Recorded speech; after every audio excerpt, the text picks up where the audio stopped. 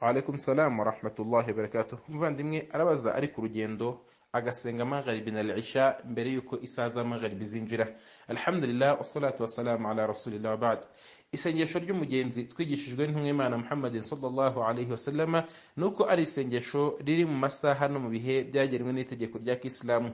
N'iryo tegeko ni itegeko rya rimwe mu masengesho abiri afatanywa hagati ya dhuhri na al-asri no hagati ya magharibi na al-isha, aho umuntu afatanyiriza kuri rimwe mu gihe cya rimwe muri ayo masengesho bitewe n'ibimworoheye mu rugendo rwe. Bisobanuye ngo ntibyemeye ko umuntu yafatanya dhuhri na al-asri mbere yuko dhuhri yinjira. Aramutse anabikoze isengesho rye ntago riba ryemewe, abasabwa no kongera kurisubiramo, kabone n'ubwo yabimenya nyuma y'umwaka ko yakoze ikosa. Icyo gihe ya masengesho abasabwa kuzongera kuyasubiramo. Ni nk'uko nguko magharibi na al-isha ntago byemeye ko yakora ayo masengesho mbere yuko magharibi yinjira.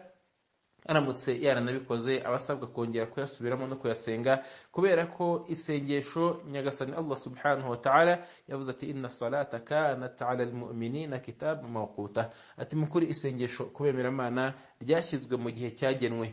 Icyo gihe iyo kitari cyagera isengesho ntariba rihari. Niyo kimaje kurenga utakoze isengesho uba waguye mu cyaha. Iyo nta mpamvu z'amategeko zagenwe zemewe zizwi wari ufite, icyo gihe uba waguye mu cyaha. Usabwa kwicuza ku Mana hanyuma ukishyura, kubera ko kwishyura biremerwa, ariko ntago wasenga isengesho mbere y'igihe.